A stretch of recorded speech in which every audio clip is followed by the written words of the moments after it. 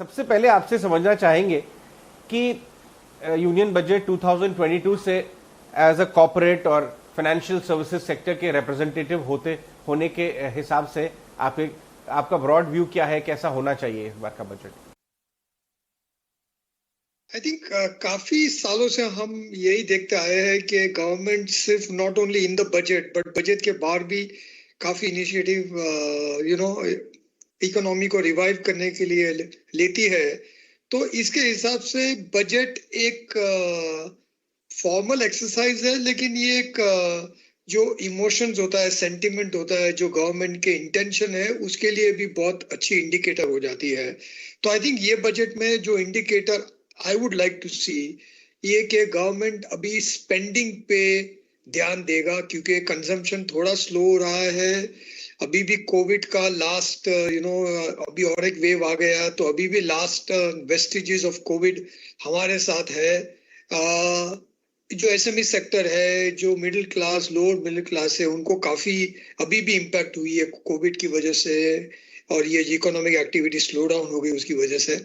So government को अभी थोड़ा स्पेंडिंग के लिए स्टेप अप करना पड़ेगा, क्योंकि अभी भी इकोनॉमी कंप्लीटली रिवाइव नहीं हुई है।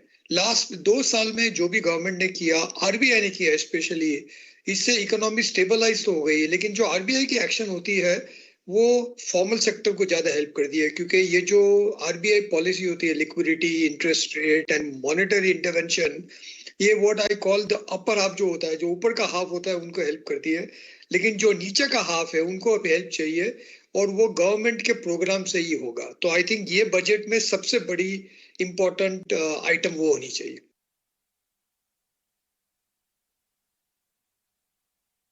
अगर अगर स्पेसिफिक्स की बात करें रशेष, आपको लगता है कि ये बैलेंसिंग एक्ट गवर्नमेंट कर सकती है, फिस्कली प्रूडेंट भी हो बजट, और अगर देखा जाए तो ग्रोथ सपोर्ट भी कर सके, जैसा आपने कहा स्पेशली नीचे के तबके, middle class and lower middle class को ग्रोथ सपोर्ट कर सके, तो उस हिसाब से देखा जाए तो आपके हिसाब से फिजिकल डेफिसिट का नंबर कहां पे आना चाहिए?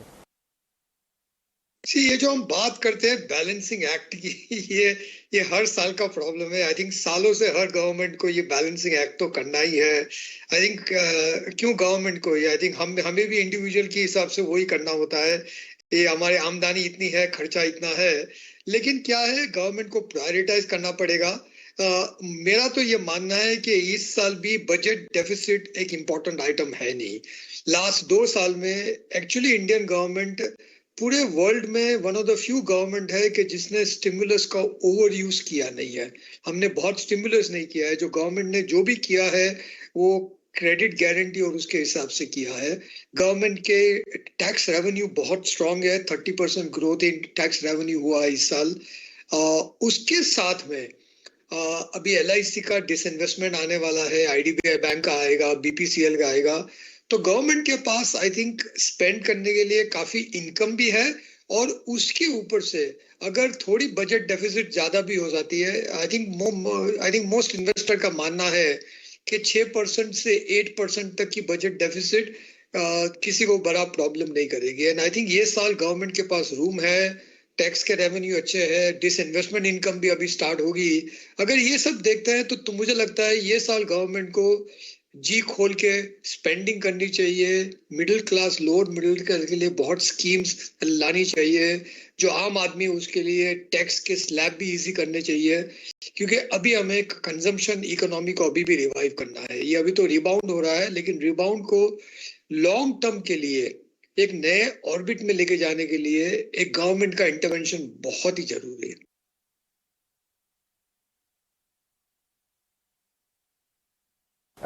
रशेष, बाजार के हिसाब से फॉर अ मोमेंट बाजार का भी व्यू ले लेते हैं आपके थ्रू। बाजार ऐसा, मार्केट्स जो है वो 2-3 कौन से फैक्टर्स को ध्यान देगा? ग्रोथ वर्सेस बैलेंसिंग एक्ट जो आपने बताई, जो इन्वेस्टर फ्रेटर्निटी है, इंस्टीट्यूशनल इन्वेस्टर्स, लार्ज इन्वेस्टर्स, वो बजट स्पीच में आपके हिसाब से कौन से 2-3 चीजों को बहुत बारीकी से देखेंगे?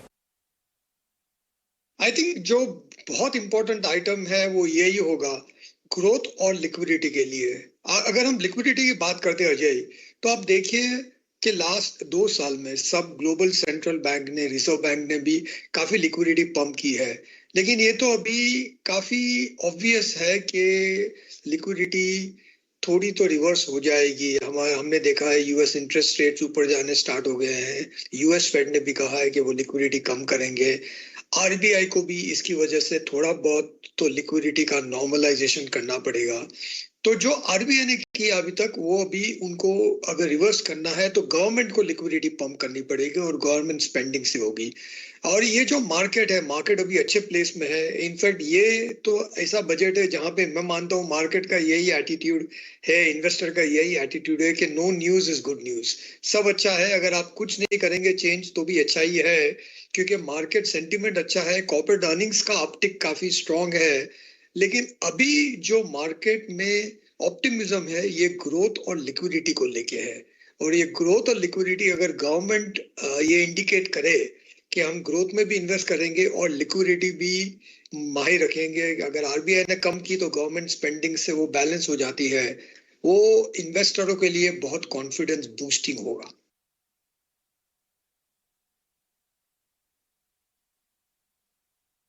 राइट। रशेष, अगर इस समय टैक्स कलेक्शंस की बात करें, गवर्नमेंट स्कीम्स की बात करें, tax collections versus government schemes, एक व्यू, एक कंसर्न ये भी आ रही है कि कहीं गवर्नमेंट ओवरबोर्ड ना चला जाए पॉपुलिज्म की तरफ। क्या एक कंसर्न है ये? क्योंकि हमने देखा कि कुछ रिफॉर्म प्रोसेसेस जैसे फार्म लॉज पे बैकफुट पे गई गवर्नमेंट, थोड़ा इलेक्शन सीजन भी आ रहा है, तो वो क्या लेजिटिमेट कंसर्न है आपके हिसाब से? नहीं है। आई थिंक आपने देखा है अभी ऑलमोस्ट 8 साल हो गए ये गवर्नमेंट को।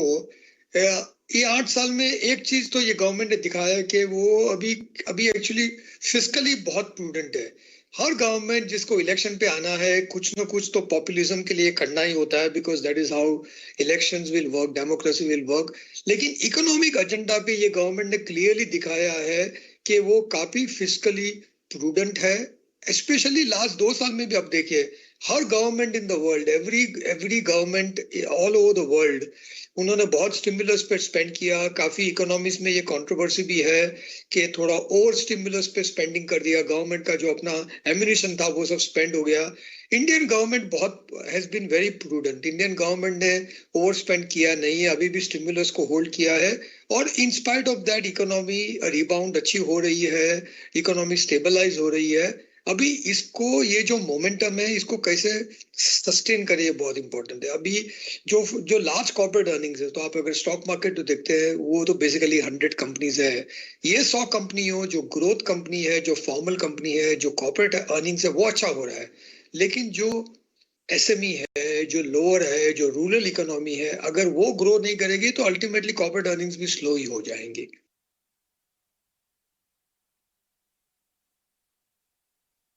राइट। एक सवाल एसएमई की बिहाफ पे पूछता हूँ। एसएमईज हैं कंट्री में, आप वो जो पूरा एरिया है आप बहुत अच्छी तरह समझते हैं, स्मॉल एंड मीडियम एंटरप्राइजेस, क्योंकि आप क्रेडिट साइड पे उनके साथ काम करते हैं। ईसीएलजीएस के एक्सटेंशन के बारे में आपकी क्या व्यू है? वो भी एक एक्सपेक्टेशन है। उस तबके को या उस यूनिवर्स को गवर्नमेंट कैसे और सपोर्ट एक्सटेंड कर सकती है? Actually you are absolutely right. ये जो ईजीएलसीएस स्कीम है ये बहुत अच्छी स्कीम थी। आई थिंक लास्ट ये जो 2 साल में जो कोविड की इम्पैक्ट एसएमई पे हुई वो काफी हद तक ये थोड़ी मिटिगेट हो गई, कुछ मिटिगेट हो गई because of this EGLCS scheme. So I think इसको तो एक्सटेंड करना चाहिए एटलीस्ट और 1 साल से। और ये स्कीम जो बैंक और एनबीएफसी ने इसको यूज की है वो एक्चुअली बहुत अच्छी तरह यूज हुई है। तो ये एक इम्पॉर्टेंट है, क्योंकि एसएमई के लिए अगर इकोनॉमी बाउंस भी होती है उनको तो क्रेडिट अवेलेबिलिटी बहुत इंपॉर्टेंट है। और आई थिंक अभी भी एसएमईज के लिए credit availability, cost of credit, अभी भी इंटरेस्ट रेट उनके लिए काफी हाई है। तो आई थिंक ये स्कीम है, अगर और भी स्कीम होती है जहां से एसएमईज के लिए cost of credit, availability of credit अगर दोनों इंप्रूव हो जाती है तो ये इकोनॉमी को ग्रोथ करने के लिए काफी काफी हेल्प होगी।